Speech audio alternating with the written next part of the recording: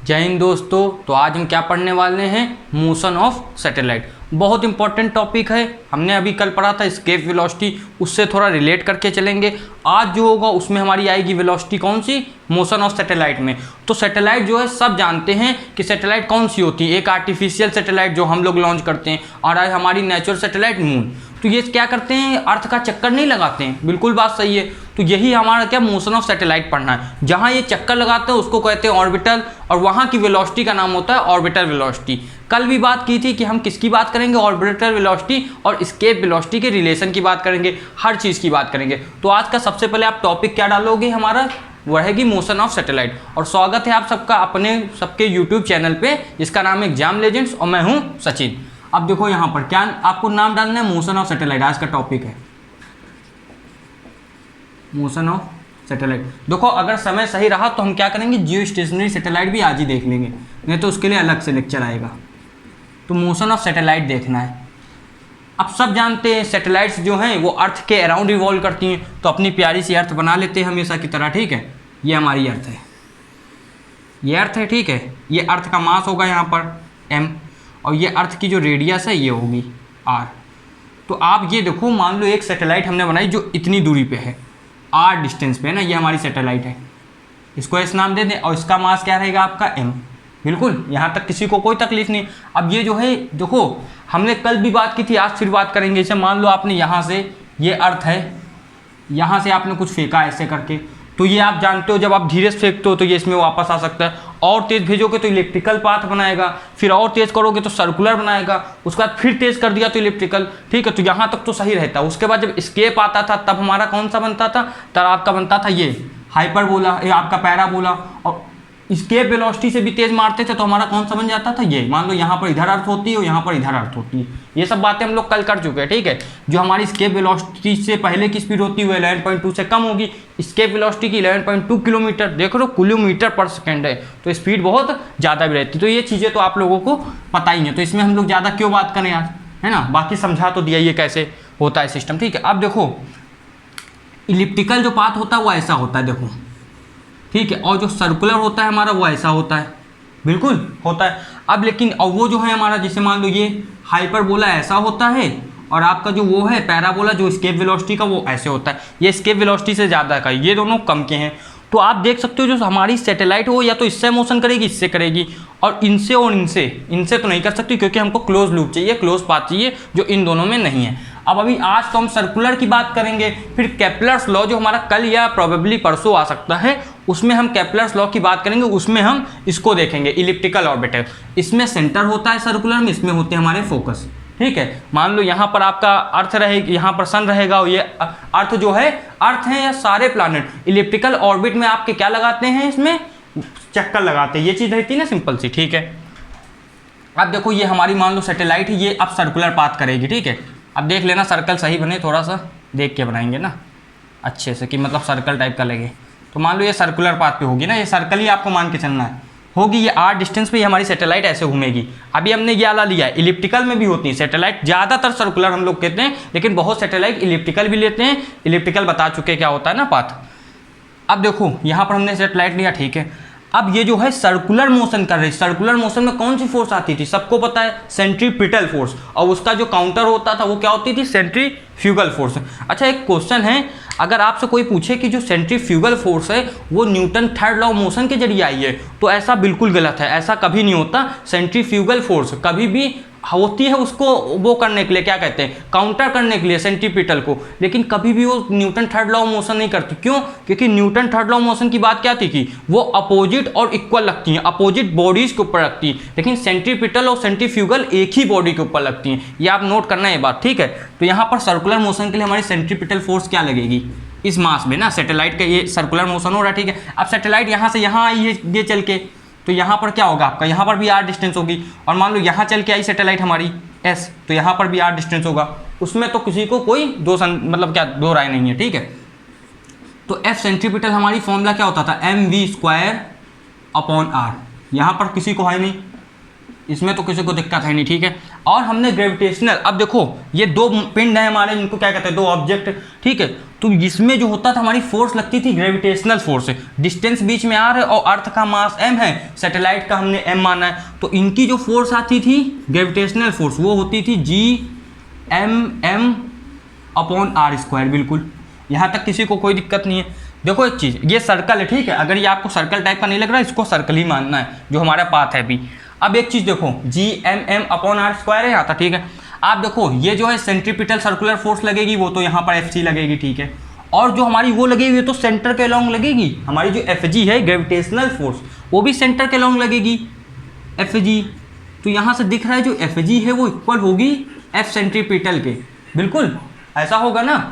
तो अब यहाँ पर देखो Fg = Gm/m/r², ठीक है, और ये है, इन दोनों को आप ऐसे देखोगे, इसको सेकेंड कर लो, तो आपको दिख रहा है यहाँ से कि ये दोनों आपस में इक्वल हैं, तो इक्वल रख दो यहाँ पर। आप Gm यहाँ पर ऐसे पहले दिखाओगे, ठीक है, Fc जो है वो इक्वल है Fg के, ठीक है। तो Fg की जगह हमने रखा Gm/m/r², ठीक है, इसकी जगह ये इसको इधर कर दिया, और आपका mv²/r यहाँ रखा। यहाँ देख लो एक r से ये एक r चला जाएगा, बिल्कुल, m से m चला जाएगा, बिल्कुल। तो आपकी v² की वैल्यू क्या आ गई, Gm/r आए कि नहीं, बिल्कुल ना। देखो यहाँ पर समझ में आ रहा है, ठीक है। जब यहाँ पर ये हटेगा, पहले तो आएगी Gm/r, लेकिन फिर यहाँ से अंडर रूट हटेगा तो Gm/r आ गई। अब यहाँ से एक चीज़ हमको दिख रही है कि हमने सैटेलाइट का मास क्या माना था, m माना था कि नहीं, ठीक है। सैटेलाइट का मास हमने m माना था, और यहाँ पर देखो सैटेलाइट का मास हमने n माना था, लेकिन यहाँ पर कहीं m दिख रहा है, यहाँ पर कहीं भी हमको m नहीं दिख रहा है। यहाँ पर देखो ये m कट गया, तो यहाँ से आप देख रहे हो कि स्पीड लिखोगे, ये पॉइंट है, ठीक है, इसको लिखोगे स्पीड ऑफ सैटेलाइट डजेंट आपका क्या होगा, doesn't depends on its mass. मतलब जो सैटेलाइट की जो स्पीड है, वो स्पीड या वेलोसिटी जो भी कहो, वो इसके ऊपर नहीं डिपेंड करती, इसके मास के ऊपर। मास तो कट ही गया, ठीक है। ये तो एकदम नॉर्मल सी चीज़ थी, सबको समझ में आई। अब एक चीज़ और आएगी कि अगर हम एक चीज़ मान लें जो 90% होता भी है, हम क्या करते हैं, ज़्यादातर सैटेलाइट को अर्थ के एकदम पास, एकदम सरफेस के पास, मतलब अर्थ से थोड़ा ही दूर देंगे और सैटेलाइट घूमने लगी, ज़्यादा दूर सैटेलाइट को नहीं भेजते, समझ रहे हो। अगर 100 किलोमीटर भी दूर सैटेलाइट है अर्थ के सरफेस से, तो आप सोचो अर्थ की रेडियस कितनी होती है, 6400 किलोमीटर ना, एवरेज 6400 किलोमीटर रेडियस की बात कर रहे हैं, ठीक है। तो डायमीटर दुगना हो गया, उसमें 100 किलोमीटर और जोड़ देते तो इतना फर्क नहीं माना जाता, तो इसको भी हम लोग सरफेस पे मानते हैं। तो ये तो सिंपल सा फॉर्मूला आया, इसमें किसी को दिक्कत नहीं है। अगर हम कह दें कि ये जो आपकी आर है वैल्यू, ठीक है, इतना तो नोट करोगे, यहीं पर हम देखते हैं। अगर हम कह दें आर जो है वैल्यू, समझो अच्छे से, आर की वैल्यू को अगर हम इसके अर्थ के बराबर कर दें, समझ लो, मतलब कि हम दूरी बहुत कम कर दें, यानी कि जो सैटेलाइट है वो अर्थ के सरफेस के पास हो, तो यहाँ पर आप वैल्यू क्या रख सकते हो, बताओ। यहाँ पर वैल्यू हम आर की जगह क्या कर दें, ये तो इतना हुआ पूरा, ठीक है। यहाँ पर देखते हैं कौन सा केस है हमारा। अगर हम आर को अर्थ की रेडियस के बराबर मान ले तो क्या होगा, हमारी जो वैल्यू है v = Gm/r की जगह हमने अब की बार इसको बहुत पास मान लिया है ना। इसको लिखोगे जो सैटेलाइट है, सैटेलाइट वेरी वेरी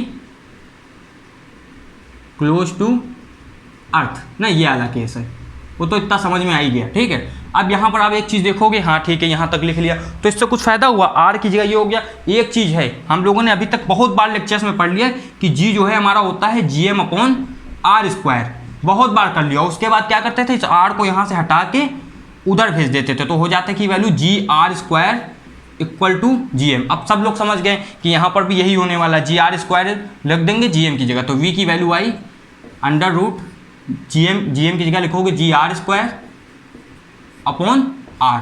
लिखा इतना समझ में आया कि नहीं, ठीक है। अब एक r से एक r कटा, v की वैल्यू आ गई √Gr, ठीक है। और o लगाओ यहाँ पर, अभी तक नहीं लगाया था, है ना, यहाँ पर भी o लगाओ। o का मतलब ये है कि ये जो वेलोसिटी है ये हमारी स्केप वेलोसिटी नहीं है, ये जो वेलोसिटी है इसको कहते हैं आपकी कौन सी वेलोसिटी, इसको हम लोग कहते हैं ऑर्बिटल वेलोसिटी। कौन सी वेलोसिटी कहते हैं, ऑर्बिटल वेलोसिटी, ठीक है। इसकी लगभग जो वैल्यू आती है, इसकी जो आपकी लगभग वैल्यू मानी गई है वो होती है 7.9, ठीक है 7.9, ये यहाँ से नहीं है, ये 7.9, ये यहाँ पर लिख के देखो, बहुत लोग कंफ्यूज हो जाएंगे कि ये तो 6400 है, यहाँ से नहीं, यहाँ से जो वैल्यू आती है वो हमारी 7.99 लगभग आती है, या फिर आप कह सकते हो 8 आती है वैल्यू, ऐसे वैल्यू आती है, समझ लो। पूरा क्या लिखो, पूरा लिखना है तो लिख लो 7.9 किलोमीटर पर सेकेंड। अब इसको देख के सबके दिमाग में ये आया क्वेश्चन कि भाई उसकी वेलोसिटी क्या थी, एस्केप वेलोसिटी तो 11.2 किलोमीटर पर सेकंड थी, तो खुद दिमाग लगाओ, ये 7.9 है ना, 8 मान लो इसको, है ना, बहुत गिरी हालत में 9 मान लो, लेकिन ये 11.2 कभी नहीं होगी। क्यों? हमने कहा है कि जो पाथ है सैटेलाइट का वो सर्कुलर है, और एस्केप वेलोसिटी का मतलब क्या होता है, पाथ कभी सर्कुलर नहीं होता। क्या पाथ होता है?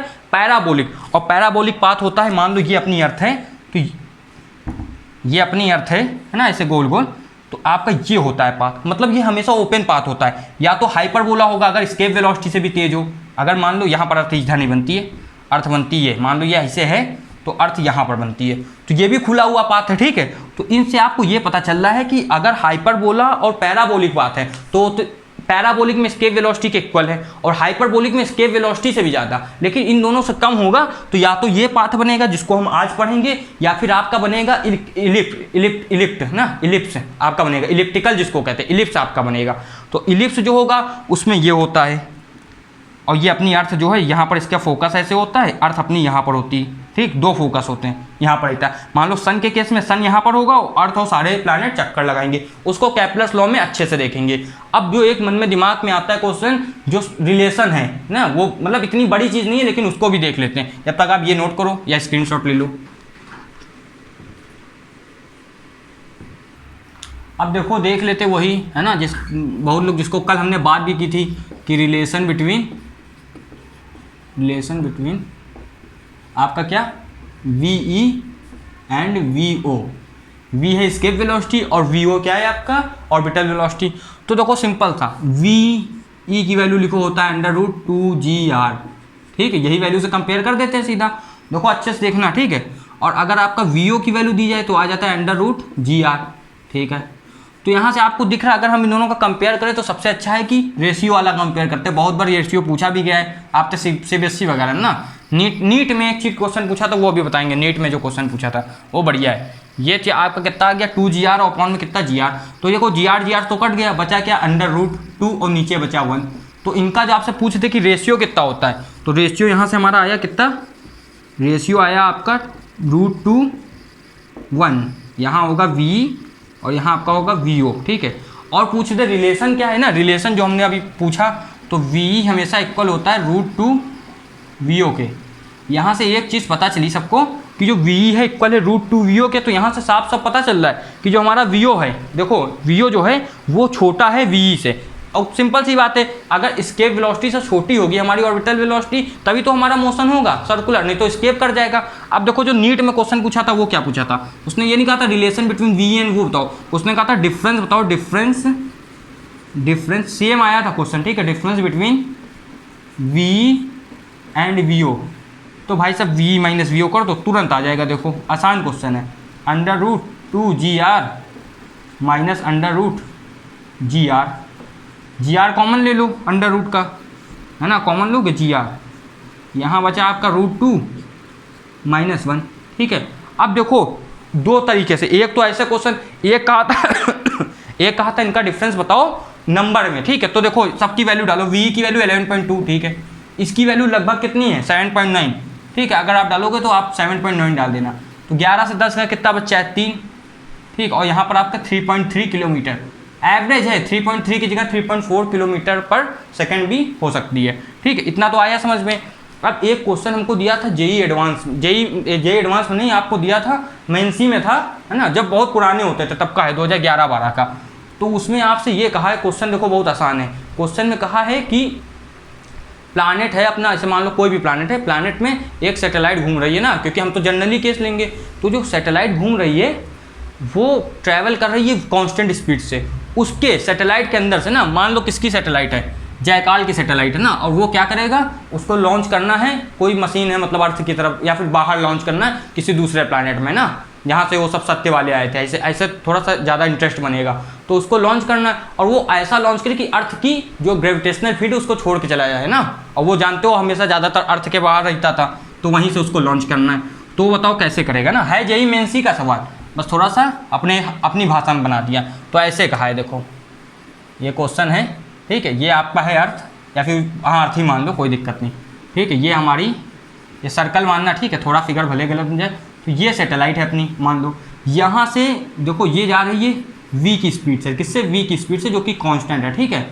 ये तुम्हारे अंदर के जयकाल बैठा हुआ है, और यहाँ से उसको फेंकना है किसी दूसरे ग्रह में या प्लानेट में, है ना। एक यहाँ पर कोई उसके बाद कुछ भी, मान लो कोई रॉकेट है, तो रॉकेट उसको फेंकना है, ठीक है, यहाँ से फेंकना है, ठीक है। तो आपसे बस इतना पूछा है कि जो रॉकेट है, रॉकेट की है, देखो जेईई मेंस का सवाल, बस हमने थोड़ा सा अपनी तरफ से लैंग्वेज थी। रॉकेट की आपसे काइनेटिक एनर्जी पूछती है।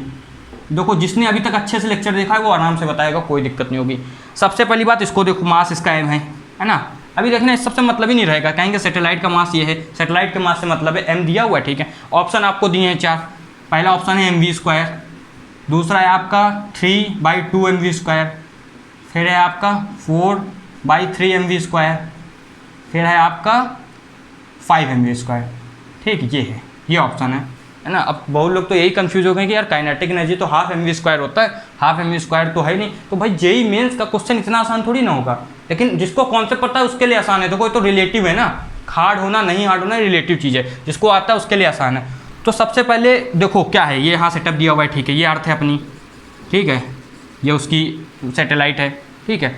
अब सैटेलाइट जो है, देखना सैटेलाइट जो है वो v की स्पीड से है, ठीक है, ये v की स्पीड से ऐसे ट्रैवल कर रही, ठीक है। हमको जो रॉकेट है इसको फेंकना है कि ये अर्थ की ग्रेविटेशनल फील्ड को छोड़ के चला जाए, यानी कि इसकी स्पीड कितनी होगी, v, ठीक है। अब देखो यही कहा, जो लेक्चर देख के आया एस्केप वेलोसिटी का और ये वाला अभी देख रहा, वो तो तुरंत ही कर लेगा। हमको पता है कि भाई जो सब कुछ इससे मतलब नहीं, ये जो है ऑब्जेक्ट, इसकी स्पीड होनी चाहिए v, ठीक है। अब काइनेटिक एनर्जी निकाल दो, फॉर्मूला होता है हाफ mv², ठीक है। अब ये जो v है, समझो अच्छे से बात, ये जो v है इसकी स्पीड कितनी होनी चाहिए, इसकी हमको पता है इसके वेलोसिटी होनी चाहिए, लेकिन ये इसकी वैल्यू कितनी दी हुई है, √2, इसकी वैल्यू √2 दी हुई है। तो बस आपको इसकी जगह इसकी वैल्यू पुट कर देनी है, ठीक है, बस काम हो जाएगा आपका। देखो ve, ठीक है, ve जो है अच्छे समझना, ये ऑर्बिटल वेलोसिटी है। देखो अभी फिर से किसी को समझ में नहीं आया होगा, पता है ve की वैल्यू होती है √2 vo, ठीक है। v हमने v रखा है, लेकिन यहाँ पर वेलोसिटी को v से दे दिया, तो वो है तो vo, ठीक है। अब समझो अच्छे से बात, अगर हमको इसको हटाना है, रॉकेट को ग्रेविटेशनल फील्ड से बाहर भेजना है, तो हमको जो है वेलोसिटी जो है वो इसके वेलोसिटी होनी चाहिए, और इसके वेलोसिटी की वैल्यू ये होती है। तो जितनी ऑर्बिटल वेलोसिटी उसके आगे √2 लगा दो, काम खत्म। तो काइनेटिक एनर्जी आपकी हो गई कितनी, अच्छे से देखो, काइनेटिक एनर्जी आपकी हो गई हाफ m, और यहाँ v की जगह √2v का होल स्क्वायर, ठीक है। इसको सॉल्व करोगे तो काइनेटिक एनर्जी आएगी हाफ mv, है ना, ये कितना √2, यहाँ पर 2v², 2 से 2 कट गया, वैल्यू आई mv² आई। अब यही आपका ऑप्शन हो गया। समझ में आई कि नहीं अच्छे से, इसमें तो कोई दिक्कत नहीं, ठीक है। देखो ये क्वेश्चन था, अगर इसमें आपको दो कॉन्सेप्ट पता होता है, एस्केप वेलोसिटी और ऑर्बिटल वेलोसिटी का रिलेशन, और दूसरा काइनेटिक एनर्जी, ये होती है सिंपल सी, कोई चेंज नहीं होता, ये दो चीज़ पता होती तो आराम से आपको आ जाता। अब देखो एक चीज़ हम लोगों को देखना है जिसको कहते हैं time period of motion of a satellite, उसका टाइम पीरियड क्या होता है। तो देखो टाइम पीरियड आप लोग पहले भी पढ़ चुके हो, है ना, बहुत लोगों को पता होगा टाइम पीरियड क्या होता है। उसकी फॉर्मूला टाइम पीरियड की क्या होता है, 2πr/v होता है कि नहीं, 2πr/v, ठीक है, टाइम पीरियड। यहाँ हेडिंग डालोगे time period of a satellite ना, एक सैटेलाइट का या कितनी भी सैटेलाइट हो, ऑफ सैटेलाइट्स या सैटेलाइट, कोई दिक्कत नहीं। तो भाई देखो टाइम पीरियड का सिंपल सा आप फॉर्मूला जानते हो, ये होता है 2πr/v। ये किसको किसको पता है, सबको पता होगा बिल्कुल ना।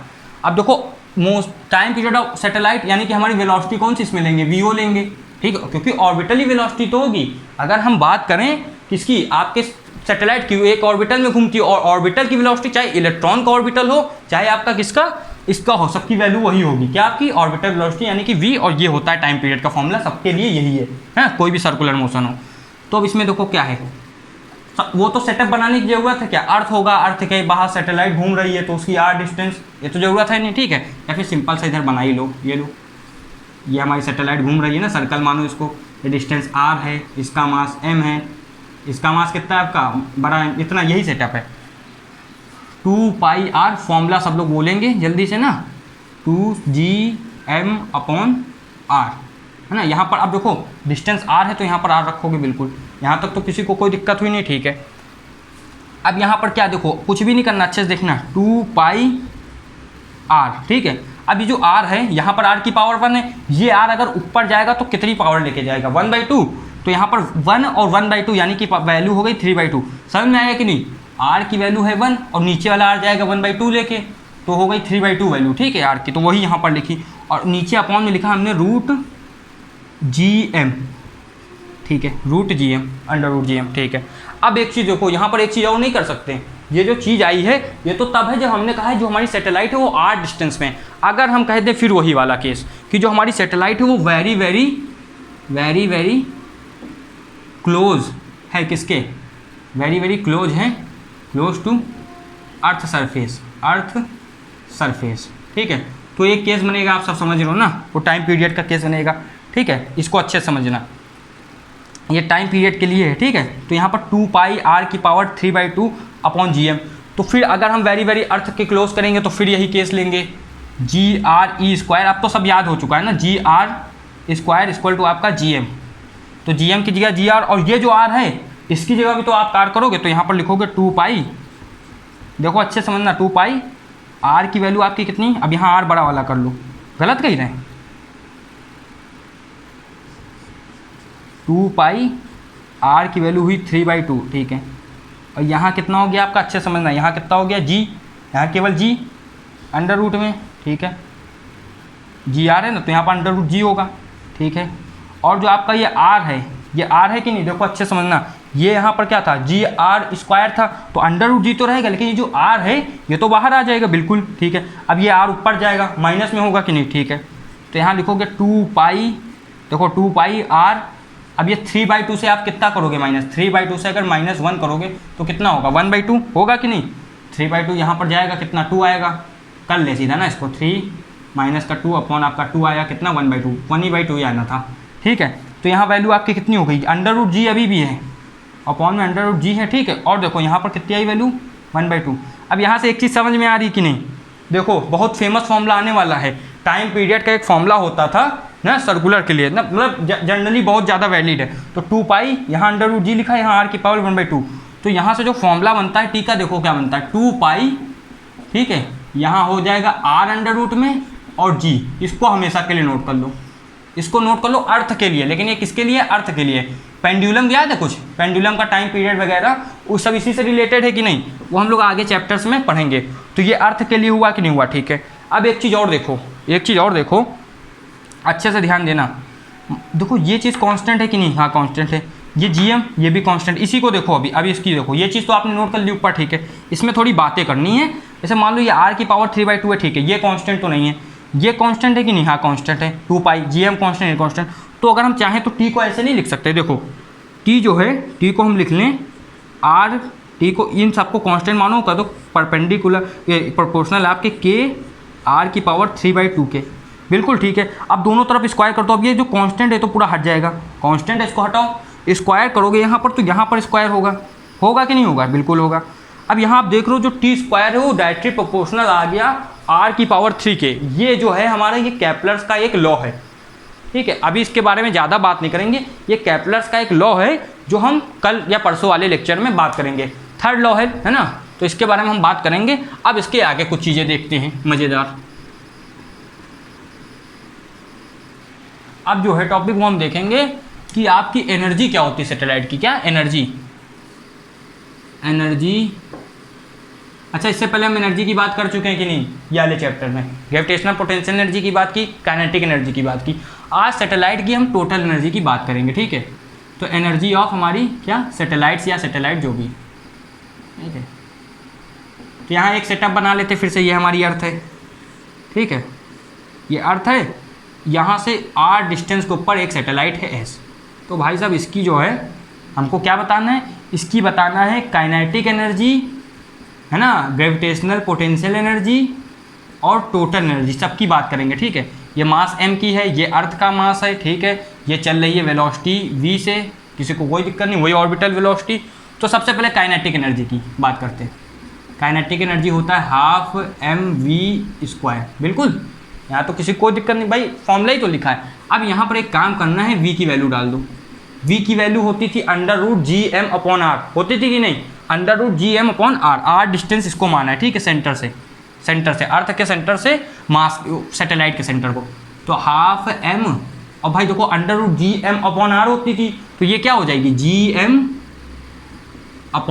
केवल, ठीक है। यहाँ से आपकी जो वैल्यू आई वो क्या आई, देखो काइनेटिक एनर्जी हाफ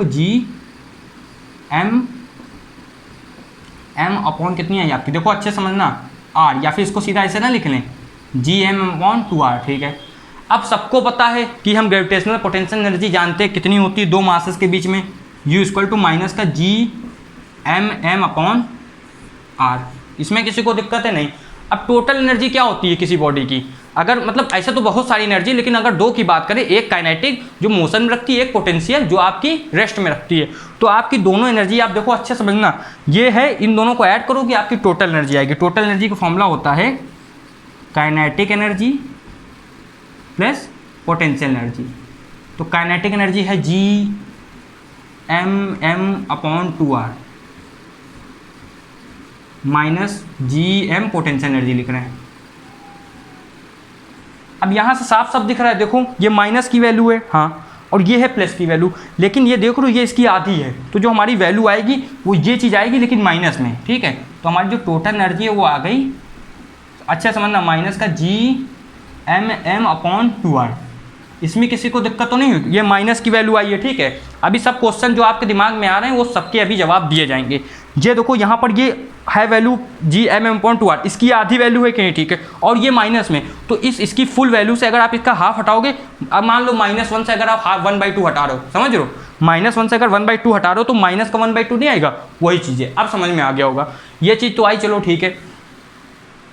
अब इसको एक तरीके ऐसे भी लिख सकते हो, एक तरीके से देखो, मान लो हम क्या कहते हैं, इसको जो है u को हम मान लें -x, ठीक है। तो टोटल एनर्जी हमारी कितनी हो जाएगी, समझ रहे हो ना, टोटल एनर्जी हो जाएगी माइनस का x/2, और काइनेटिक एनर्जी हमारी हो जाएगी x/2। समझो ये ज़्यादा है, सबसे ज़्यादा वैल्यू कौन सी हमारी, पोटेंशियल एनर्जी की, gmm, देखो ये इसकी वैल्यू ये लिखी है, इसकी वैल्यू ये लिखी, तो सबसे ज़्यादा वैल्यू यही है, तो इसको अगर हमने x माना तो काइनेटिक एनर्जी जो टोटल एनर्जी है वो कितनी आई, माइनस का x/2, और पोटेंशियल काइनेटिक एनर्जी तो हमेशा पॉजिटिव होती है, तो उसकी वैल्यू आई है, ठीक है। अब यहाँ से एक चीज़ याद आ रही होगी सबको ना, मतलब ये नॉर्मल सा है कि इलेक्ट्रॉन की भी यही चीज़ सेम होती थी, जब इलेक्ट्रॉन रिवॉल्व करता था अराउंड न्यूक्लियस तो सेम यही पैटर्न होता था, याद है कि नहीं। तो इसको आप ऐसे भी लिख सकते हो, u = माइनस का आप क्या लिखोगे, 2 काइनेट टोटल एनर्जी, ये पोटेंशियल एनर्जी, ठीक है, =2 काइनेटिक एनर्जी, ठीक है।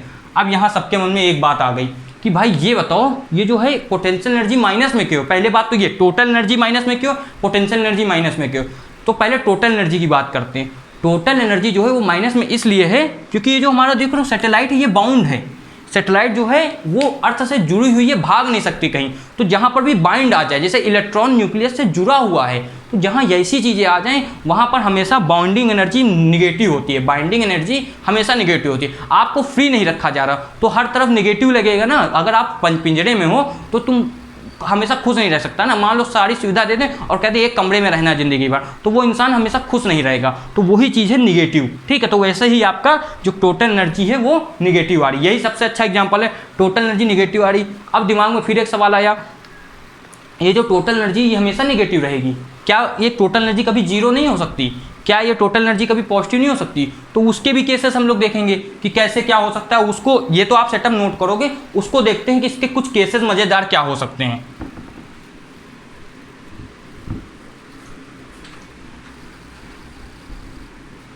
तो अब टोटल एनर्जी की बात देखें, ठीक है।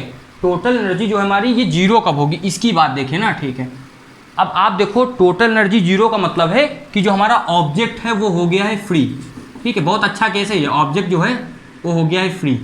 अब ये फ्री कब होता है, जब स्केप कर जाता है। तो अब आप देखो ये कोई मतलब मजाक की बात नहीं है, यहाँ पर क्या है काइनेट, जो टोटल एनर्जी की आप वैल्यू लिखोगे, देखो कैसे जो हमारी थ्योरीज दी गई हैं वो फॉर्मूले से, कहते नहीं जो मैथमेटिक्स है उसके बजाय फिजिक्स कुछ नहीं है, तो मैथमेटिक्स जो है वो इसको प्रूफ कैसे करेगी। ये देखो भाई क्या होती है, kinetic energy plus potential energy, ठीक है, लिखा, यहाँ तक कोई दिक्कत नहीं। अब जो है हमारी टोटल एनर्जी जीरो जब होती है, जब ऑब्जेक्ट फ्री होता है। ऑब्जेक्ट फ्री होता है हमारी जब वेलोसिटी हो जाती है स्केप वेलोसिटी, है ना। और इसके वेलोसिटी की वैल्यू क्या होती है, ऑर्बिटल वेलोसिटी का √2 कर दो, ठीक है। तो आपको केवल वैल्यू पुट करना और जादू देखना, हाफ m, ठीक है। और आपको जो ये है v, समझ लो ना, हाफ v², ठीक है। इसकी जगह आपको क्या रख देना, √2 वाली वैल्यू रख देना पूरी। तो यहाँ देखो क्या होगा, ये पूरा क्या बन जाएगा, √2v का स्क्वायर करोगे तो आएगा क्या, अंडर रूट स्क्वायर कर दिया ना, तो क्या होता था, सबको याद है वैल्यू, √2gm/r। तो रखोगे यहाँ पर 2gm/r, देखा। अब देखो क्या हुआ, एक ये 2 जो आ रहा था ये हटेगा अभी। अब पोटेंशियल की वैल्यू होती है gmm/r, ठीक है। ये r ये वाला केस ना लें, जनरल केस लें, यानी कि यहाँ पर भी r और यहाँ पर भी r। अब आप देखो ये यहाँ से जाएगा, ठीक जाएगा बिल्कुल, ये हट गया, 2 से 2 चला गया बिल्कुल। यहाँ क्या बचा, अब ये दोनों सेम नहीं लिख रहा है, gmm/r, और ये माइनस में gmm/r ना, small m capital m, cut गए, वैल्यू आ गई 0, ठीक है। तो ये तो केस हुआ जो हमारा काइनेटिक एनर्जी, टोटल एनर्जी 0 आ रही है। अब एक सबके मन में दिमाग में आ रहा है क्वेश्चन कि जो टोटल एनर्जी वो पॉजिटिव कब होगी, वो भी पॉजिटिव होगी अगर हम इसके वेलोसिटी जो यहाँ पर वैल्यू है इसको बढ़ा दें। मान लो अभी कितनी थी, यहाँ पर 2 थी, इसके वेलोसिटी की दुगनी रख दें स्पीड, तो यहाँ पर ये दुगनी आएगी, यानी कि टोटल एनर्जी हमारी आ गई अब पॉजिटिव, समझ रहे हो, टोटल एनर्जी आ गई हमारी पॉजिटिव। तो ये वाला भी एक केस है। अब देखो इतनी बातें तो ये हुई, अब हमारा एक केस जो बाकी है जिसको हम क्या कहेंगे, जियो स्टेशनरी सैटेलाइट का, ठीक है, जियो स्टेशनरी सैटेलाइट का। तो देखो हम ये सोच रहे हैं कि आपको आज ये बता दे तो बता भी सकते हैं, उसमें कोई बड़ी बात नहीं है, लेकिन एक काम देखो, अगर ये इसको अच्छे से रिवाइज करके आओगे ना, अच्छे से समझो, अगर इसको अच्छे से रिवाइज करके आओगे, एक कॉन्सेप्ट तो आज पढ़ाए नहीं, 4 से 5 कॉन्सेप्ट है इसके अंदर, है ना, ऑर्बिटल वेलोसिटी, एनर्जी, है ना, टोटल एनर्जी, ये 0 कब होती है। जब आप ये सब अच्छे से समझ में आओगे तो हम जियो स्टेशनरी सैटेलाइट के बारे में फिर कल बात करेंगे वो। लेकिन अब जियो स्टेशनरी सैटेलाइट का थोड़ी सी भूमिका बता दें, वो ऐसी सैटेलाइट होती है जो अर्थ की स्पीड के साथ अलाइन होती है, बस अभी आज इतना बताएंगे। कल उसका लेक्चर होगा, ज़्यादा लंबा भी नहीं होगा, 15 से 20 मिनट का केवल लेक्चर है, लेकिन उसमें हम आपको अच्छे से केवल जियो स्टेशनरी सैटेलाइट के बारे में अच्छे से बताएंगे। आज हमने किसके ऊपर बात की, सैटेलाइट्स के ऊपर। तो क्या करेंगे, आप इसके नोट्स बनाएंगे, दोस्तों को शेयर करेंगे, फिर उनसे डिस्कशन करेंगे, क्योंकि डिस्कशन से अच्छी कोई चीज़ नहीं होती पढ़ाई करने के लिए, ठीक है। वो आपके जब थॉट से क्या होते हैं, एक्सचेंज होते हैं, तो ज़्यादा पढ़ाई में मजा आती है, ठीक है। अकेले एक कमरे में बैठ के पढ़ोगे मज़ा नहीं आएगी। तो इसको शेयर करो और अपने दोस्तों के साथ क्या कहते हैं, लेक्चर्स को, मतलब जो लेक्चर्स में चीज़ें बताई गई उनको आपस में कुछ नहीं समझ में आया तो एक दूसरे से पूछो, फिर सवाल लगाओ, एनसीईआरटी के लगाओ, और जो हम अभी एनसीईआरटी और मोस्ट इंपॉर्टेंट क्वेश्चन की सीरीज लेके आएंगे, मतलब अभी देखो 5-6 लेक्चर कर चुके, तो एक तरह की सीरीज ही चल रही है, अब हम इसका ग्रेविटेशन का लेके आएंगे, तो उसको आप आपस में डिस्कस करना कि मतलब ये सवाल कैसे क्या हुआ, साथ में बैठ के देखो, उससे और फायदा है। जब तक के लिए पढ़ाई करते रहो, ऑल द वेरी बेस्ट, जय हिंद।